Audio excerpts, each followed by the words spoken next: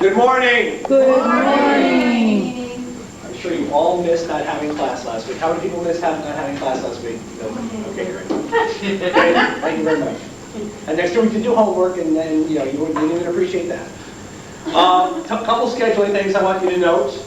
One is August 4th, which is a Wednesday, will be the week I am on vacation, so that class will be canceled, and we'll move everything 1 week later. And I'm sure you're all going to miss that. Okay, so remember from last week we had some homework review. The first one is prospecting people. I want you to fill out the network contact list template. How many people did that? How hard was it? Not hard. Who thought it was hard? Okay. Who didn't fill it? Who had a problem filling it out with a lot of names? Well, some of you guys did. Okay. Some categories? Okay. Some categories? Okay. Keep thinking, keep that list handy. Keep it right by your desk. You're going to be on the phone with somebody, a new vendor, you're going to be on the phone with a contact, you're going to be on the phone with an IP that loves you or, is in an area, and, a new name to put on their list. I want to talk a little bit about, more about prospecting people next week. We're doing some of that this week? I think we're doing some this week, I'm sorry. We're doing some of it this week, but we're really going to talk about networking next week. With what we're going to do with some of this information. Prospecting companies, how many did that? 25 companies? 13. How many thought it was extremely difficult? Extremely difficult, right? You weren't exactly sure where to start. Yeah. You weren't exactly sure what to do. Yep. Yeah, I was expecting that. Matter of fact, today we're going to talk about a few different websites and a few different places you can go to figure out actually how to find the 25 companies you want to put on your list. It's a really important document. And last but not least, working on the second draft of the resume. I've talked to some of you. I haven't talked to all of you. I'm going to go over 3 resumes today as a second draft, and I've actually talked to some people about just high level for 10 or 15 minutes. And that's it. Class is done with resume. That does not mean that we're done discussing about your resume. So if you still want to have a meeting next week or the week after, and you want to go over the 3rd draft or the 4th draft, we have a lot of time, right? We have all the way up till mid-September for some of you. We have all the way up to the middle of December for a lot of you as well. So just because we're not talking about it in class, and we're not going to bring it up again in class, doesn't mean you can't set up half an hour of time somewhere in the future, because we have a lot of time. Let's not panic. So, let's talk about some of the resumes. Aww. Isn't that a cool picture? Aww. That was Disney last year. Isn't that a great picture? Okay. That was a picture. I noticed 5 or 6 issues with the resume that I don't have a slide for, so if you guys want to write this down, it might actually help you. Let me see if Bill did it for his, so I can give you an example. Okay, the first issue is when you had one company where you had multiple jobs underneath that company. So in Bill's case, at American Scanning, he was the associate manager of claims. He was I think, a supervisor of claims. I think he was the team leader of variable life. There was a very difficult time to distinguish. Let's see if this thing still works. Does it still work? Yep, just fine. There was a very difficult way of distinguishing the company from the titles underneath it. So what I recommend is doing either one of 2 things: either putting an underline under the company, or putting all caps for the company, and then putting a normal large case, small case for what your title is. So in other words, if you don't do that, you're not sure where the company starts and the title starts and the company ends and the title ends. It's just very, very confusing from a formatting standpoint. Okay, number 2, and Bill's done that as well, round the numbers. If it's $652,872, around $650,000. Okay, over $650,000. But don't actually put the exact numbers. On percentages, you could put to like 1 decimal point. He put 75%, but it was 90. When your quality for claims is 98.7, I put 98.7. I wouldn't take off that 0.7% on that piece. But you want to round the dollar amounts. You don't want to round the percentages. As you can see, for millions, we need to talk about millions. I think millions is 1M. What does everyone think? Millions is 1M. I think it's 1M. Millions is 1M or 2 M's? I think I always used to. You used to do 1? I used to do 2. I I think for millions it's 2 M's, and for billions it's 1 B. And for thousands it's 1 K. I think that's what it is. There's So- why don't you just spell it out? Because it looks really good that way. Okay. I mean, I think when you see the million, it kind of gets lost in the prose. But when you see 2 M's there, I think it makes the number stand out. That's just my opinion. For results, and I've seen this on some of people are putting their individual results. Before I do that, so again, we'll play with bills. 18 months should be hyphenated. A Okay, Bill, hyphen- a 18 months should be between- hyphenated. Between 18 and month Right should be there? hyphenated. Okay. The other thing I noticed from talking to some of these people individually, so you got your name, you got the company name, you got Karen, you got the company name, you got the title, okay, and then this first paragraph, which should literally talk about your high-level responsibilities, okay, and any numbers that are in that first paragraph should be really team-based. Now, in Bill's case, Bill's leading the team, so he can say he's responsible for this, but in your case, it might be a period, team responsible for blah, blah, blah, blah, blah, right? And then down here, in all the bullet points, it should be individual to you. Every bullet point should be individual to you. There should be no team information down below here, okay? And I talked about this a little bit, but I probably wasn't, I probably didn't do it as strongly as I should have. We talked about verb noun. Remember we talked about that? That was part of the B homework that you guys had. Verb noun for your individual pieces. The other thing you want to think about in terms of format is, this is what I did, okay? Which led to this result. Now, the verb noun doesn't have to be in the beginning, it could be somewhere in the middle, but this is what I did, which led to this result. And what could the results be? The results could be, I saved money for the company, I increased revenue. I'm not sure a lot of you folks will have that. I made a faster time frame, right? I reduced FTE, I reduced people. I increased my customer satisfaction by some percentage. And the result could be a percentage, or the result could be $1. So let's go to bills. Bill developed and implemented an annuitization call-out process. Okay, this is what I did. I developed and implemented an annuitization call-out process, which resulted in what? It increased the retention business 75% on matured contracts and led to the retention of over $25 million in the calendar year. Results in this case was dollar and percentage. What did Bill do? He recommended the implementation of a retained asset program. This is what I did, which led to an expected to bring in $600,000 in revenue annually. In this case, it wasn't implemented, but he did recommend it. It was approved, and it's going to be implemented in 2005. This is what I did. I supported a massive 18-month-long company-wide integration between Prudential and American Scandian, which led to what? Which led to a total cost savings of over $600,000 for the Prudential, because his entire budget is going away. This is what I did. I implemented a metric system to track team and individual quality, which did what? It made quality exceed 98.5%. So remember, the paragraph up here is talking about team results, team things, and obviously you got to get those numbers correct. But down here, this is what I did, which led to this result. And all of you have it. All of you have individual scan flow pieces, all of you have individual quality pieces, or most of you have quality pieces, all of you have individual projects that you worked on. This is what I did, which led to this result.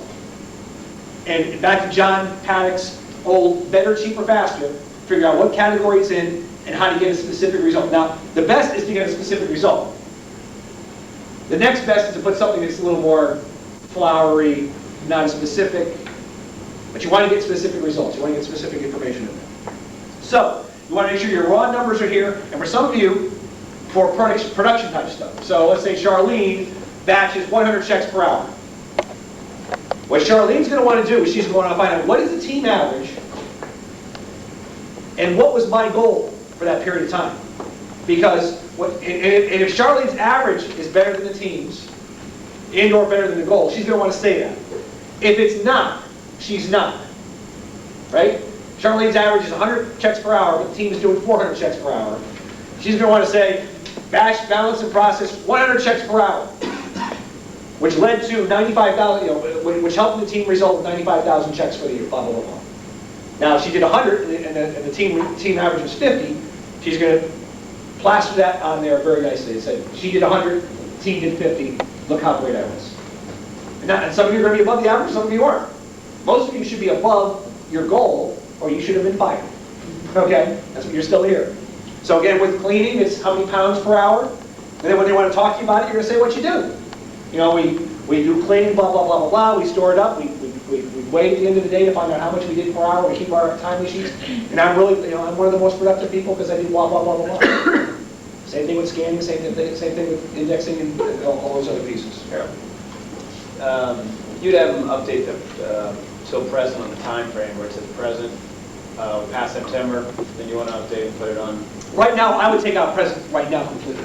Okay. I'd put up to 2004. Okay, so the question was, thank you very much, Katie, for our people back listening. The question was, on the resume, it says 2000 to present. I would recommend you put 2000 to 2004. Because you're going to send out your resume today to a few people, but you're definitely going to send it out much more after you've lost your, after the jobs are gone. So it's a good pickup. The only other thing, I'm not sure if Bill did this. If he did, we will give him credit for it. If he didn't, we will talk about it. Okay, he did not do this. The one other recommendation I would say is on top of page 2, you put something in there that says, page 2, Bill Drotos. Because you're sending it to people who are in HR. And we all know people in HR are... What? Challenge. Challenge is a really nice way of saying it. I'd rather say, what was that? I thought I heard it over here. Started with I, okay? And they're going to take your 2 pieces of paper, and they're going to lose them, okay? Because they're going to lose them.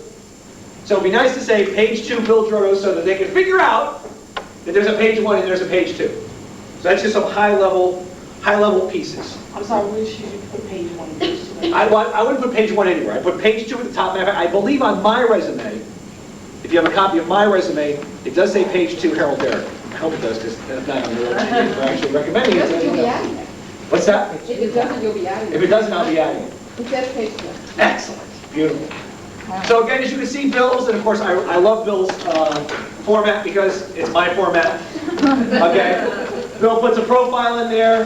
He's going to change his email address. He knows he's got to change it to a home email address. He was aware of that, but he wanted to keep it out there. He's got his 6 bullet points here. He's got his work experience, and as you go down the line, he has his information and his bullet points. He's got 4 in his most recent job, and he's got some more information as a supervisor, and 3 bullet points. And then he doesn't have a lot of bullet points for the older jobs, which is fine, but he has some key things he wants to get out there. And then a new company, Robert Half, temp agency, he's talking about his education. Bill, I would not bullet the GPA. I'd put that as part of the pros. I think I put that in part of there. Corporate training, he's taken 2 years of training classes, and he's got some awards in there. Overall, a much improved draft 2. And yeah, give him a round of applause. Lisa Rivera, same thing. Okay, she's got her home email address in there. She can take out the word home if she chooses to, because it's a phone number. Just take out the word home. Profile, again, I love this. This is my favorite format, right? Yeah. Profile, 6 bullet points there. Again, she has not yet fixed the the company name piece. Again, I either put it in all caps or I put an underline underneath there. Not going into too much detail. Again, again, she has her blurb, and this blurb should look very similar to all the blurbs in imagery.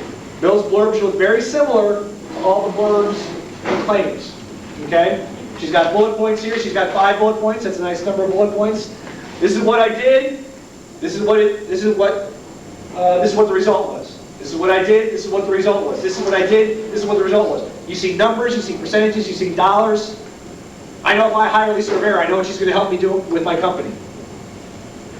And she does not have a page 2 up there either, because I just came up with that one. She has a cool one in here for languages. If you are fluent in another language, I get that out there, because that's big. It's big in this new international global world. Corporate training, she not only put the corporate training sheet in there, she actually talked about some of the coursework she did. because she's thinking about possibly continuing to manage people. That's not a bad idea to do as well. And she's got some awards in there as well, especially the Dalbar Annuity Service Award. Congratulations on that. So again, another a much improved draft number T. It is such a different format, just something else you can think about, is Lisa J. Kessler's. So hers, as you can see, and it works, okay? You know where the profile starts, you know where the work experience starts. She puts it over to the side. If you have like a page and a quarter to a page and a half worth of stuff on the other format, you might want to do this to kind of make it look a little bit longer. If you have a shitload of stuff now, you know, putting it off on the side is probably not going to help because you now have a lot less width to get the stuff out there. But it looks sharp to me. I mean, she's got an underline. You know, she's got, again, the same thing. A paragraph of what the area does, a couple of bullet points. She's obviously got to get rid of this bullet point or actually add another bullet to the third piece. Here's what I did to broker services. I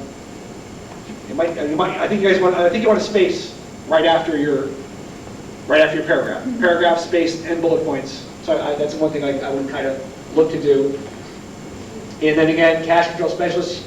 And again, she has another First Union Bank. She did a couple things there.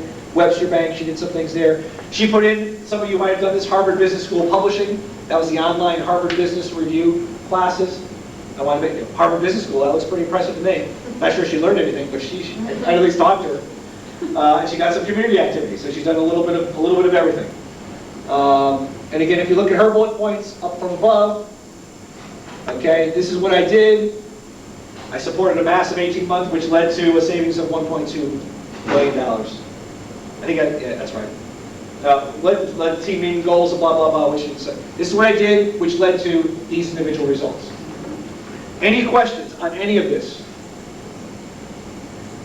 You don't notice this, but in the profile, some of these 6 things are in here, but not all 6 of them are in there.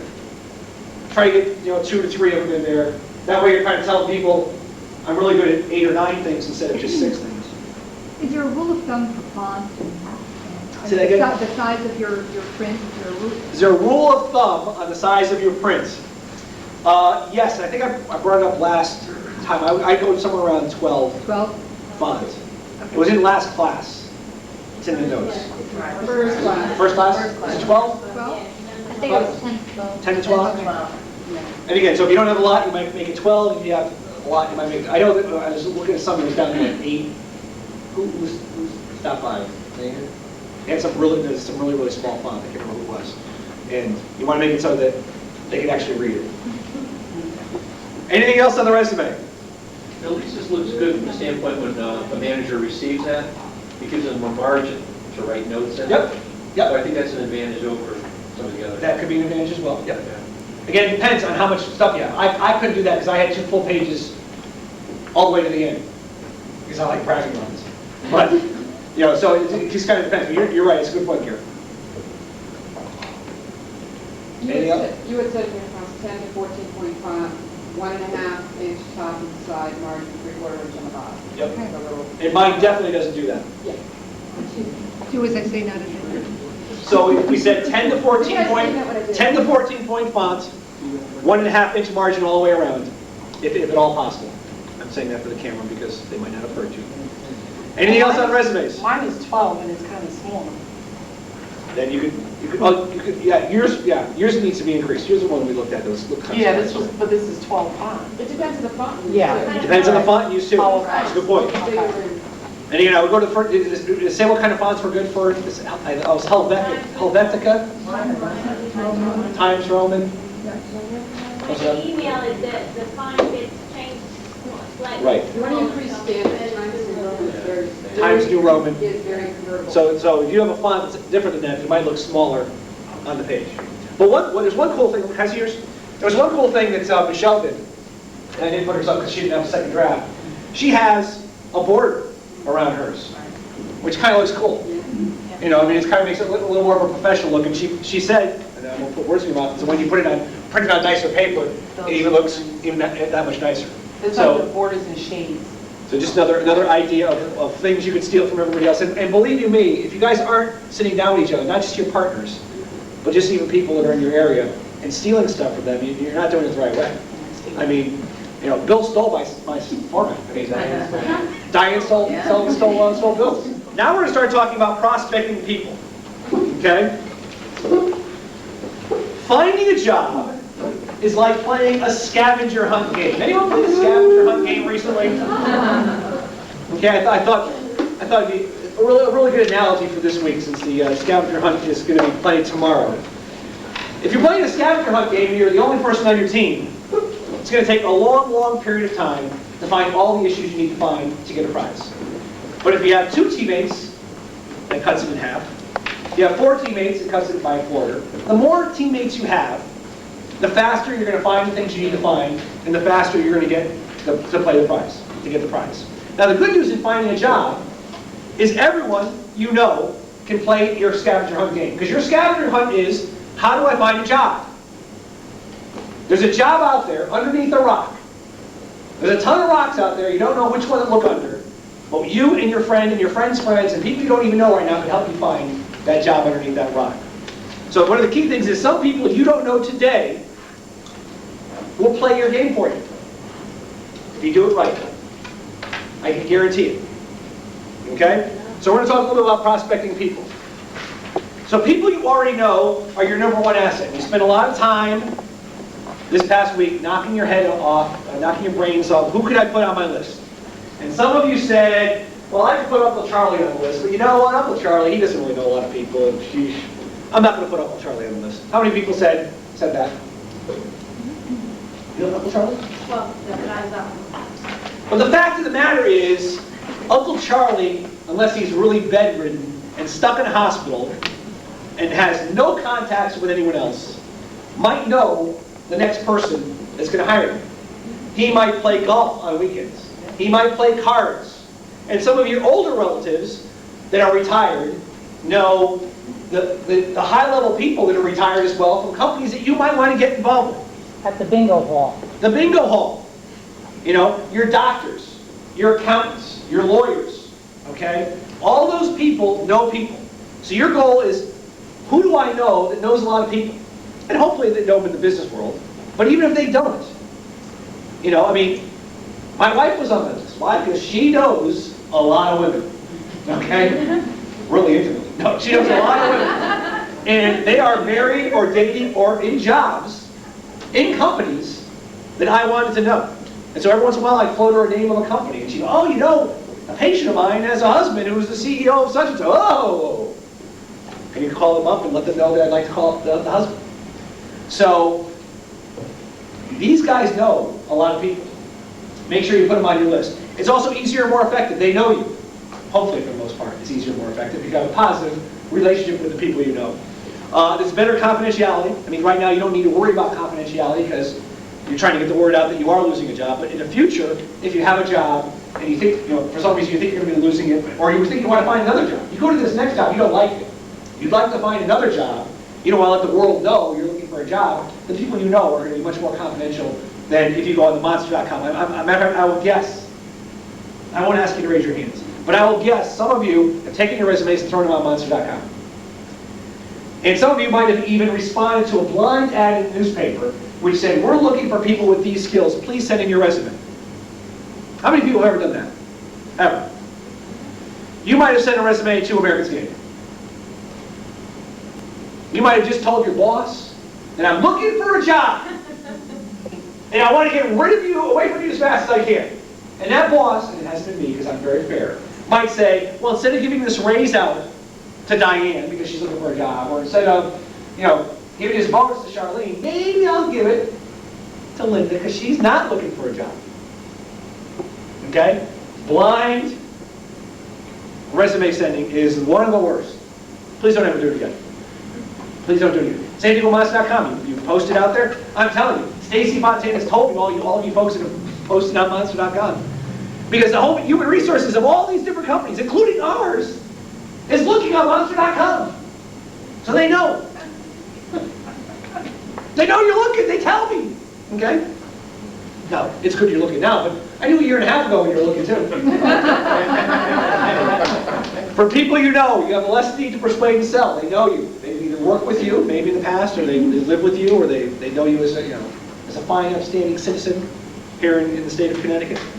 Matter of fact, you know, someone like John Rowland, he needs to be working with people here. Matter of fact, they pay for hot tubs right now for him. So I'm sure they'll find him a job, okay? Now, maybe not this week or next week, but over time, you will find that John Rowland will certainly land on his feet because of who he knows.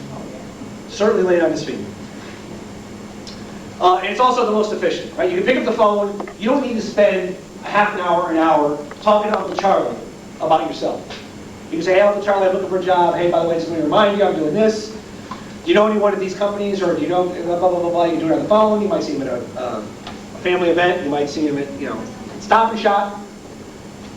Very, very quick. You don't have to sell yourself like you're going to have to sell to somebody you might not know. And when you're prospecting people, obviously the last bullet point is very important as well. You need luck and timing. I mean, there's been times when I've helped someone network into company XYZ, and they said, oh, if I just had your resume 3 weeks earlier, I just hired somebody. You know what? Okay, bad luck.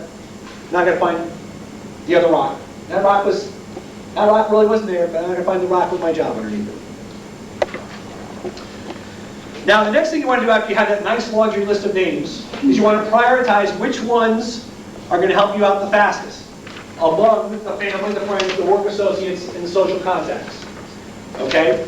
You want to prioritize so that when you finally decide to start picking up the phone and networking, who are you going to call first? It might be Uncle Charlie. It might be your own boss. It might be Deb Ullman. It might be Nancy Bernetti. It might be someone that left the company that, you know, that used to work with us up here, that, you know, is working in a company that you want to work with, or work for.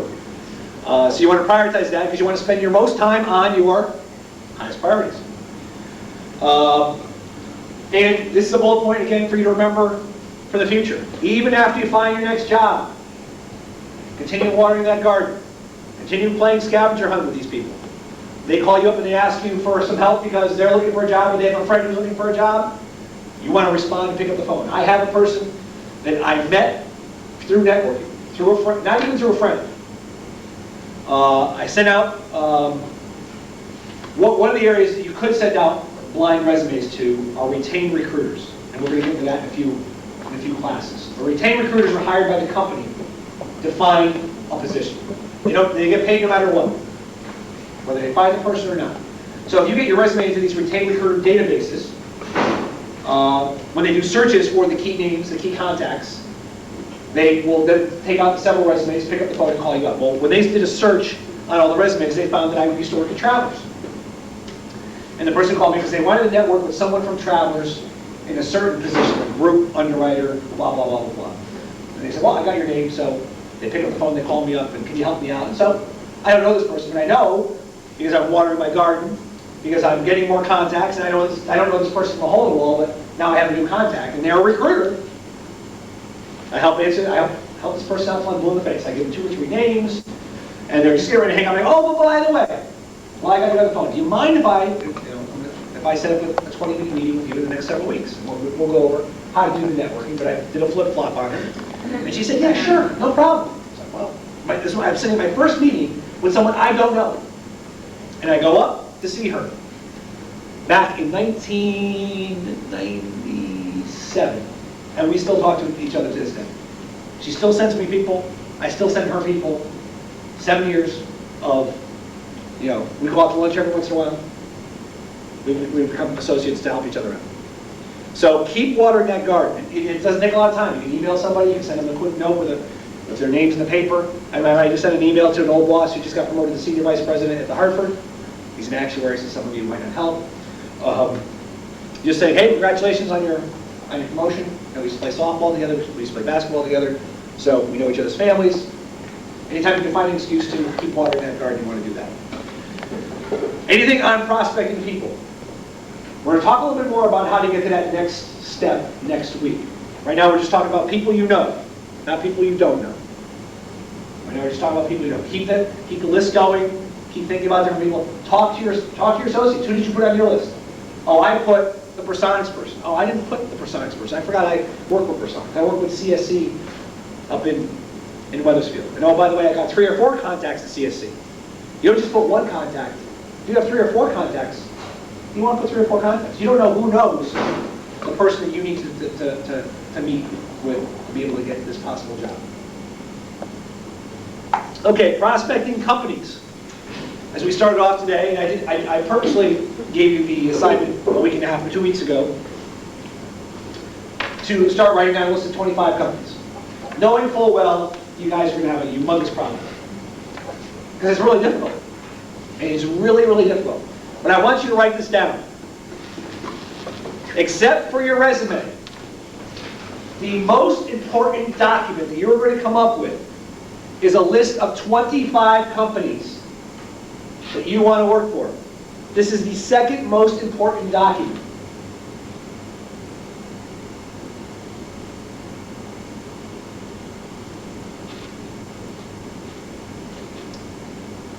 Why?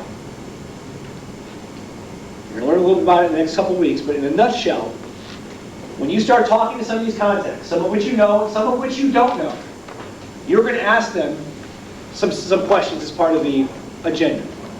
And one of the questions is going to be, hey, do you know anybody like yourself that I can get career advice from? They're going to come up with 3 or 4 names, hopefully. 3 or 4 telephone numbers, and they're going to say, tell them Harold said you call them. And then you're going to say toward the end, oh, by the way, I am targeting 25 companies in the area that I would like to work for. They've already asked them, just give me a brainstorm of names. And I want 25 companies. You're going to give them your list. They're going to look at this, oh, help. Oh, I know somebody who works there. You know, my secretary's husband works there. Oh, you want to work at, Aetna. Oh, I know my cousin works there. Out of 25 companies, you're going to get 5 or 6 more names. They might not be higher up people. You now have a contact to get into the company. I learned this trick when I was outsourced for my second job from Drake B. Moore. These are the folks that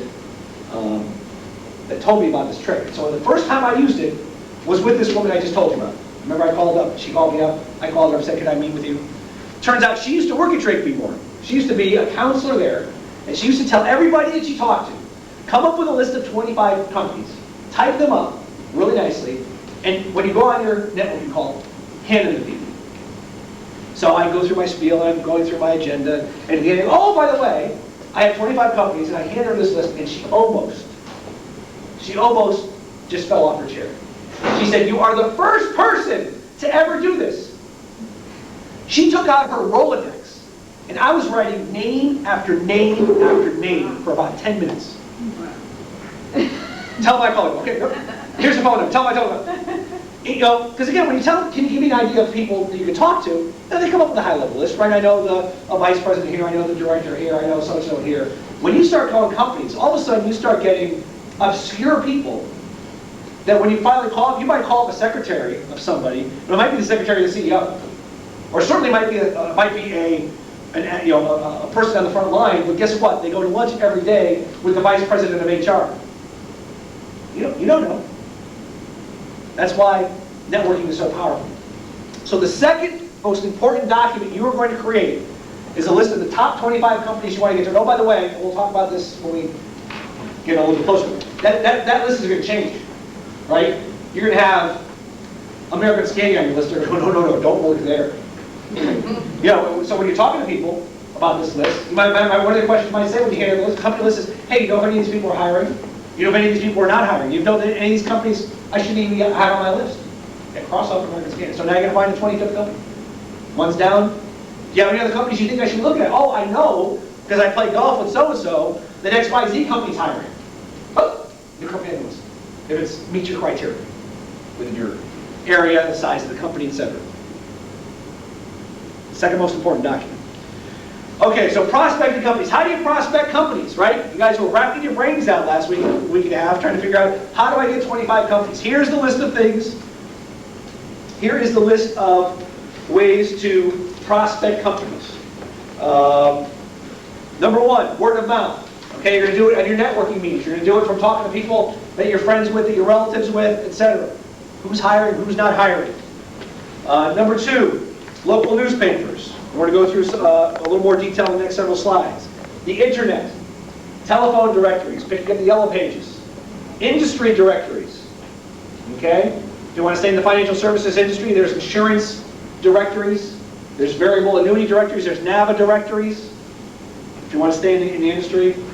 And again, the last bullet point is very important. All of you folks have skills that are transferable outside the variable annuity business. If you guys say, look, I want to find 25 variable annuity companies to work for, I can guarantee you they're not going to be within 10 miles of here. They're going to be in Hartford, they're going to be in Stanford, they're going to be in New York City, they're going to be in Iowa. Okay? If you want to move, that's okay. And you will be able to network with somebody in Iowa, I can guarantee it, if you really want to do that. If you want to now say, okay, I don't want variable annuity, but I want to be in financial services, there'll be a lot more companies in the area, but you'll still have companies that might be in Boston or New York City or somewhere else. So for some of you folks that are doing, processing type work, some of you folks that are doing management type work, you can manage other types of businesses. You can process other types of businesses. Okay, you can go into the health side. I know some of your friends know health net people. So you could definitely cross industries. And so you need to think about that. Which of your skills are transferable? And is my resume written in a way that it looks like I'm not dying to stay in the variable annuity or life insurance industry? Okay. Local newspapers. In my opinion, the only good thing about local newspapers and looking into the want ads is find out who's hiring. I would not be taking want ad from the newspaper and responding to that ad. I just wouldn't be doing it because it's going to go to the human resources people, and most of the human resources people are challenged. Okay, they're challenged, and so what you want to make sure is you're getting your resume and your interest into the hands of the hiring manager. Human resources people might not be the fastest way to do that. So which companies are hiring? Go to the want ads, find it out, put them on your list. Okay? Business section. You have register, Connecticut Post, Hartford Current. What's going on? Who's hiring? Are they big companies or small companies? Who's laying off? Where are they laying off?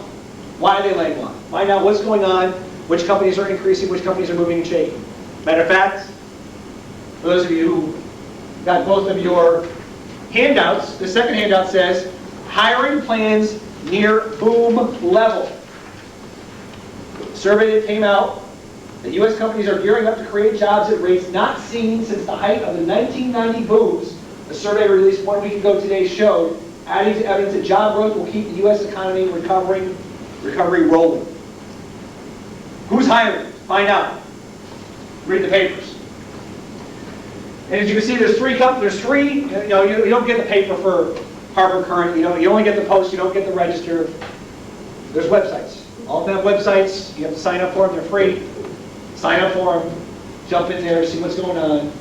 They're on you don't have to write it down, they're on your list. But all of them have pretty good stuff in there when it comes to news as well as other pieces as well. So you get into the business sections of each of those things.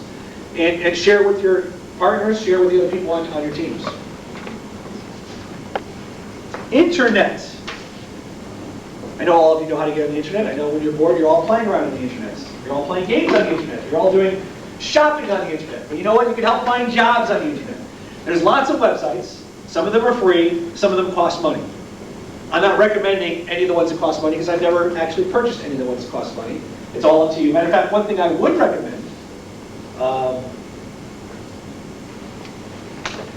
and probably it's not illegal to do this, is that if 4 or 5 of you want to get together and pool your money and put $10 in each for a $50 website and share the password and the name of each of you, you're all looking for a job. Might as well try to pool your resources. So instead of each of you paying $50, you get 5 to 6 of you. You're not all going to use it at the same time.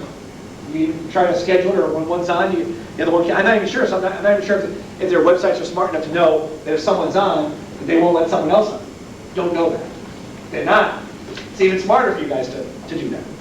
But just make sure, I wouldn't be buying every single costly one out there, but try to figure out which one makes the most sense for you. And I'm going to share with you some websites as we go along. For the ones that are free, the pop-up boxes could be fairly irritating, but you have to get through that. And each of the websites that are out there definitely has their specialty. Some have specialties about resume building, some have specialties about networking, some have specialties about interviewing. There's a ton of websites out there all waiting to help you out, and a lot of them are free. www.dogpile.com, with my apologies to Google. In my opinion, this is the best search engine on the internet. I agree. Dogpile.com actually is a search engine of search engines. Somewhere between 12 and 14 search engines. You can search it by search engine or you can search it by relevance. So if you want to go out there and put in as a search, resume writing, job finding, blah, blah, you will get a ton of websites that aren't even the ones that aren't even on my list. You can go in there and you can play around. So when some of you guys are done from work a little bit early because your production for the day is done, instead of going home, you can actually play around the websites and try to find some of the things that are going on there. You can sort it by search engine or you can sort it by relevance. I have used dogpile.com for probably 2 to 3 years for anything. And I found it to be one of the best. One of the best. So write that, circle that one. Make sure it's one of the key ones out there. Switchboard.com is an important one. It's similar to Yellow Pages without having Yellow Pages. It's a nationwide Yellow Pages. So if you really want to work in Des Moines, Iowa, it's not that great of a town. I've been there for 4 or 5 months on the consulting thing. They have great steaks there. But if you want to go to Des Moines, Iowa, you don't have the Yellow Pages out there to know where's the company located, what's the telephone number. Go to switchboard.com. You can find a business. You can find it by category. It's alphabetical. And it allows you to search in the surrounding areas. You can say, Shelton, Connecticut, within 10 miles, find a financial services business. And they'll list all the businesses. Boom, boom, boom. Say 20 miles. It'll give you a list of all the companies. And again, you want, eventually what one of your next assignments is going to be, it might be this week. I looked at the several days ago, so I'm confusing myself. You want the name, the company address. It'd be nice to have the company telephone number as well, so you know how to get in touch with people, and you can show that list of 25 people. But switchboard.com is pretty good. I'm not going to say it's the best. There's a bunch of those kind of that are out there. Find a business, find a person. Anywho.com. Anywho.com. I've heard of that. I've used that at times as well. We're looking for classmates for the reunion. There's a bunch of those search engines out there as well. This is a very interesting website. www.vault.com. There's a free section and there's a paying section. One of the most interesting things about www.vault.com is the third one down. It's like a message board for companies. So you can go into vault.com and say you're interested in working. It's usually mainly for the bigger companies. And I've gotten a kick out of this because I've looked at some of my ex-companies. So Guardian. I used to work for Guardian Life Insurance Company. So I jump on to www.vault.com when I want to go laugh a little bit. I go into the Guardian Life Insurance Company of America, and you can see all these postings for the free part is I think the last 30 or 60 days of people who are complaining about this vice president or this area or what's going on, and it goes back and forth. It's a message board. But you kind of get a sense of people who are happy working there, who are not happy working there, and you can also post a message. Hey, by the way, I'm thinking about working at the Guardian in Bethlehem, Pennsylvania. What areas do you think are great? Someone will respond to you. Someone will respond to you. But you could research your careers there. You could get updated information by industry, by company. There is a job board there, and there's also more news and research. It's quite an interesting, quite an interesting website. This might be the one you might want to pull your money on if you're comfortable with it. Again, I've never spent money on it, so I don't know how great it is or how. But I know the free part's pretty fun for me. And of course, you all know Monster.com. It does have networking capabilities. It does have job finding, career advice. I know a lot of you have used it for pay scales. Look at you, because you've hit me with this more than once. So I know you go to Monster.com to see what the jobs are out there, to see kind of what the range of the pay is. So you're going to want to do this because when we start talking about negotiation in week 13 or 14 or 15, you're going to want some information. If you go into it blind, you're not going to be able to negotiate. You go into it with some knowledge about what's the industry, what's the area paying, what's the scale for this job class at this company. You can at least go in there with more knowledge than if you're just going in there blind saying, well, I'd like to make X amount of dollars and not know what's going on. So Monster.com is pretty good at that. Monster.com also has discussion centers and free newsletters that you can sign up for. How many people have signed up, are paying for Monster.com? Anybody? Nobody? Anyone paying for any of these services at all? Anyone recommend any of these services that we just talked about? It's okay, I know you're all leaving me. I won't get mad. Okay. So, but what, I think there's a piece you can pay for it, if you want. I mean, all these companies want to suck you in to get you to eventually give them more money. Give them I have a more. question about companies that may be downsizing Yep. or, doing like a re-engineering. Yep. Do you think it's a bad idea to send your resume to that company? Question was, for companies that are re-engineering, do you think it's a bad idea to send your resume to the company? First off, let me say, I think it's a bad idea to send your resume to any company. Well, you know what I mean. No, I just want to answer that question. It's a bad idea to send your resume to any company. go to Number the one. company. Number two is, if a company is going through downsizing or re-engineering, is it a smart idea to go to that company? Right. It depends. If you're of a manager level or higher that might be going to the company to make changes, like when I would, if I was still staying in a corporate career, I would love to get in a company that's doing that, right? Because I can now utilize my skills. Right. If you are on the front line, you really want to be sure that your area is not going to be touched, and you may have assurances, you may not get assurances. So that's why your network really helps. If you have 2 or 3 people you know are at Prudential, American Scandia, and you want to get into customer services, right? The rumor on the streets is don't get hired right now because they're downsizing. Well, in fact, we're downsizing, but they're upsizing. So you need to find out the information. The more networking people you have in that company, the more you're going to get the right dirt, instead of just the rumors on the street. So just because the company is downsizing or doing a reorg, doesn't mean you shouldn't go to that company. Does not mean that. It could be one area of the company. It could be Prudential Annuities and Prudential Life's hiring. You don't know. So a lot of these companies are extremely big. Obviously, the smaller companies you're going to know. If you're working for, you're trying to get into a 25, 30 person company, you're going to know. And and bad things happen. I mean, I'm looking at Kathy. Her husband started at a small company down the street and lost his job 3 months later. 3 months later. 3 months later. 3 months later. So, what are the risks of being in smaller companies? But knock on wood, he's back on his feet again and doing well. Start next meeting. Next meeting, we're going to start talking about networking. So here's your homework assignments. I want you to fine-tune the list of 25 companies. So for those of you that have 0 companies on your list, I want you to add 25 companies to your list by researching the address of their home office. So you go to switchboard.com, etc. Go into some of these websites that we talked about, because I know you're not all working 40 hours a week. Spend some time playing around on websites. So you check this website out, I'll check that website out. I'd like you to type the list of companies into a Word document. So first I want you to create a 3-column, 9-row table, put the name and the full address, make sure it looks really nice, really neat, but you're going to hand this out to every single person you network with. It's got to look nice and professional. And I'm not sure I'm going to make you hand it in next week, just to see if you did it. Because I'm sure you're not going to do it for next week, but I need you to do it soon. You need to start thinking about this. And you need to start sharing with other people. You might have a company that Linda doesn't know about, vice versa. You guys are going to all be looking for different jobs, all be looking at different companies. So while there's a little bit of competition between you, I don't think it's as much as you competing with the outside world. And last but not least, continue working on your resume. I know some of you still are not on draft number 1. Some of you are on draft number 2. Some of you are on draft 3, 4, or 5. As I mentioned to you earlier, even after you're finished with it, it still might change because you're going to go to someone who's a better expert than me. They're going to recommend this, that, or the other thing, and you're going to say, yes, that makes sense. Questions? Comments? Issues? Concerns?